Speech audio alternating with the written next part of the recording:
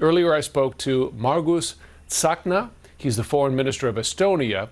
He's been a strong advocate for solidarity with Ukraine, writing on social media, "It is crucial for, quote, the security of Ukraine and Europe." I began by asking Tsahkna if Estonia is worried that Russia might imminently attack a NATO member. What we see is that actually the tone around Putin has changed dramatically during the last couple of months, because Russia is not doing well during this aggression war against Ukraine. And as well, Ukraine is hitting deep in Russia very heavily. So they are suffering economically. And let's be honest as well, domestically, the tensions are high. And in that regard, of course, Putin is using all the leverages to spread the information operations about playing with the fear of escalation, as he has done very successfully already before. But what we see, there is no changes the other side of NATO borders about military capabilities. So Russia is stuck in Ukraine, so they are running out of capabilities on the battlefield as well. And they're waging more and more aggressive attacks against the civil people. In Kiev, we have witnessed crazy attacks. But what may happen, we see more tension on the Baltic states, Finland as well. Putin is waging the fake narratives as we are allowed to use our territories, NATO territories, for Ukraine to launch the attacks against Russia. It is fake news. But I won't be surprised that he could provoke something or test something, NATO unity. But much more, I see that he's just playing the typical hybrid game and trying to divide the NATO and the western part of the world, and as well to put us in the position to put more pressure on Ukraine to stop these deep strikes. But we won't do it. If this is not purely an information operation, propaganda, what do you consider the most likely scenario? I know there's a lot of attention to the Swedish island of Gotland as a possible point, but is there a kind of operation that you believe would be most likely if he were to try to test NATO's unity in response? You know, we have witnessed during the last couple of weeks more of these drone accidents that Russia is pushing the Ukraine drones from Russia to the Baltic states and Finland.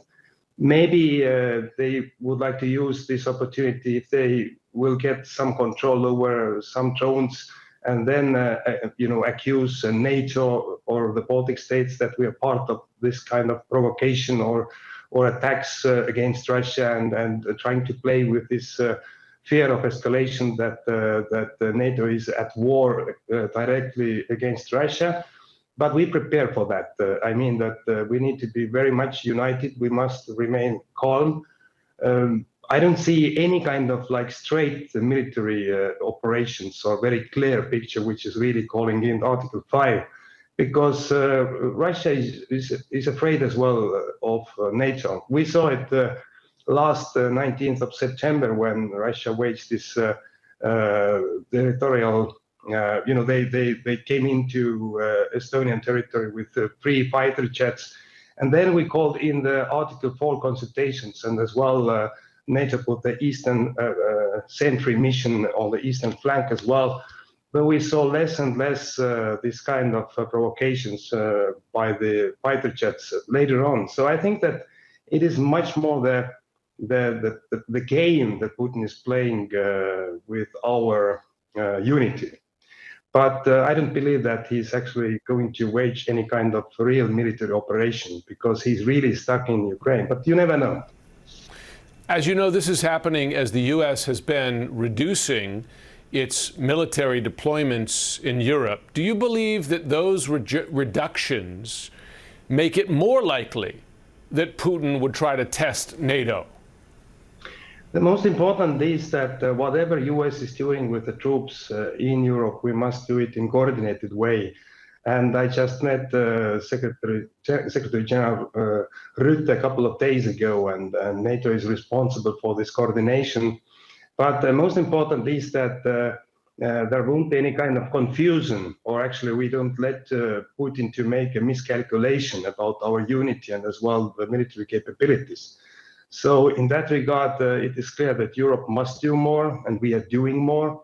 And we need to follow as well not only this 5% promise for the future, but as well during this Ankara summit, we need to check again the capability targets plans, what we have given all the member states.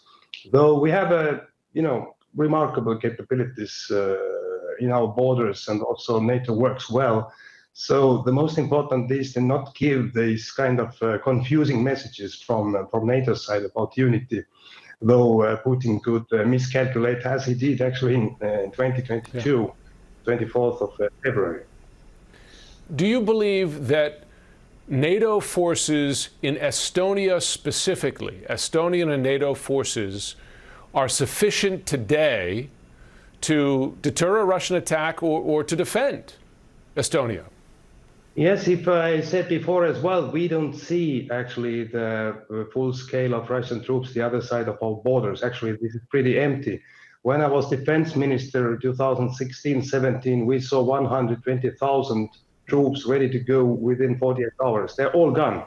Yeah. So in that regard, I think that these troops, the NATO capabilities are enough, but we need to now speed up with our defense plans capabilities, what we adopted in Vilnius 2 years ago, and we have plans for that. So if Russia is moving the troops, if one day they will be able, because of some kind of peace, what is happening, though we must be ready to have more capabilities on NATO eastern border.